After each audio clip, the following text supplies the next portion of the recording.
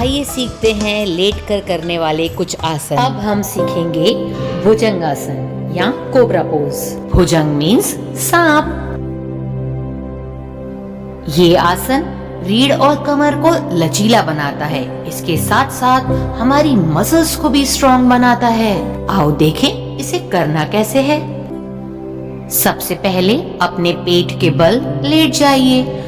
उसके बाद अपने हथेली को कंधे के सीध में लाएं। दोनों पैरों के बीच की दूरी को कम करें और पैरों को सीधा एवं तना हुआ रखें। अब सांस लेते हुए शरीर के अगले भाग को नाभि तक ऊपर उठाएं।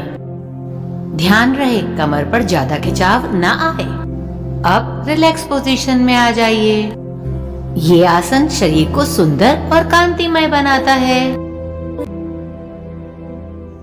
अब हम करेंगे धनुरासन। धनुरासन जिसका अर्थ है धनुष जैसी आकृति। इस आसन में हमारी आकृति धनुष के आकार जैसी बनती है।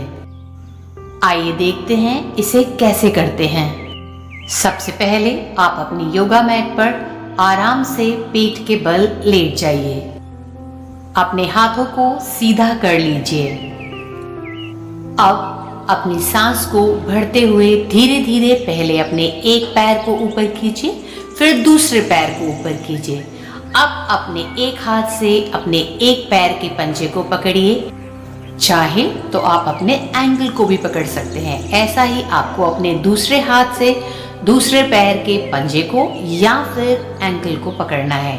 दोनों हाथों से सेम पोजीशन को पकड़ना है। अब सांस लेते हुए अपने सिर, छाती और जांघ को ऊपर की ओर उठाएं। जितना संभव हो शरीर को ऊपर की ओर ले जाएं। अब इस पोजीशन में कुछ देर के लिए रहें और फिर सांस को छोड़ते हुए विश्राम की अवस्था में आ जाइए। विश्राम करना भी बहुत जरूरी है क्योंकि इससे आपकी बॉडी पर कंट्रोल बना रहता है। इस आसन को आप 2 से 3 बार दोहराएंगे और उसके बाद फिर आप उल्टे लेटकर लंबी सांसें भरकर आराम की अवस्था में आ जाएंगे।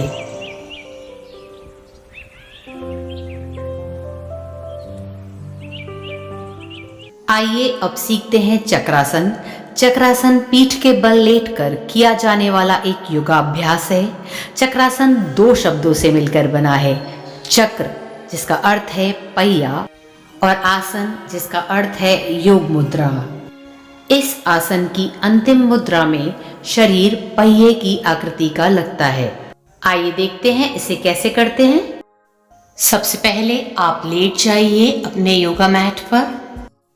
अब अपने घुटनों को मोड़ें और अपने हाथों और पांवों के पंजों को भूमि पर दृढ़ता पूर्वक जमा कर रखें।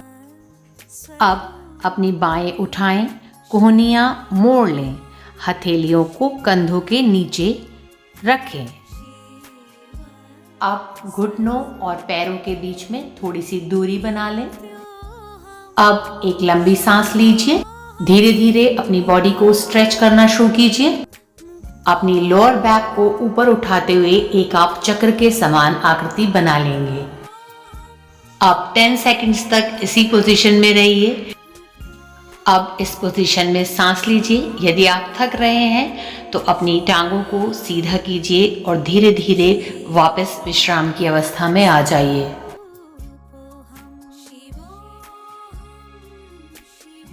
और कुछ सेकंड्स तक आप इस विश्राम की अवस्था में रहिए, फिर आप उठ जाइए। इस आसन से रीढ़ की हड्डी मजबूत रहती है। हड्डियां व पाचन प्रणाली दोनों ही मजबूत बनती हैं। धन्यवाद।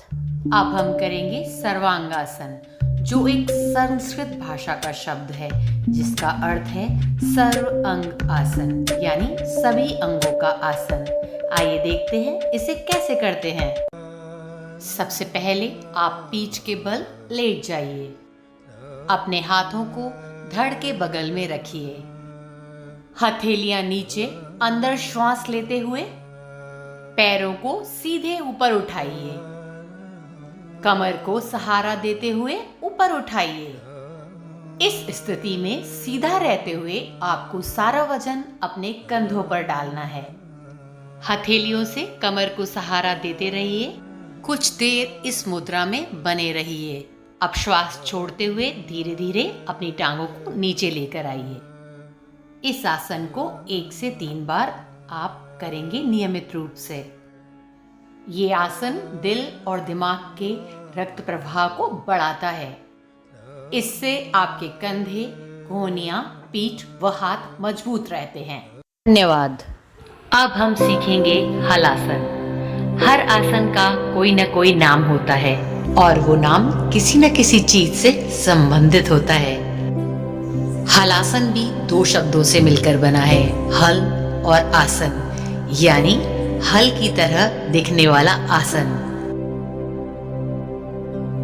इस आसन को करने में शरीर हल की मुद्रा की तरह दिखाई देता है, इसीलिए इसे हलासन कहते हैं। आइए देखते हैं अब इसे कैसे करेंगे। अपने हाथों को अपने शरीर के साथ सटाकर रखिए। सबसे पहले सांस को भीतर की ओर खींचते हुए पैरों को ऊपर की तरफ उठाएं। अब टांगों को सिर की तरफ झुकाएं और पैरों को सिर के पीछे ले जाएं। पैरों के अंगूठे जमीन को छुएं। इस स्थिति को 1 मिनट बनाए रखें, फिर सांस को छोड़ते हुए टांगों को वापस जमीन पर ले आएं। जल्दीबाजी ना करें, आराम से करें और विश्राम की अवस्था में आए। इस आसन से खून का बहाव सर की तरफ होने लगता है, इसीलिए ये आसन आपके सर के लिए और बालों के लिए बहुत अच्छा है और मधुमेह जैसे रोगों में बहुत फायदा पहुंचाता है। मुझे पूरी आशा है कि आप लेटकर करने वाले आसनों को अच्छे से सीख गए होंगे। धन्यवाद।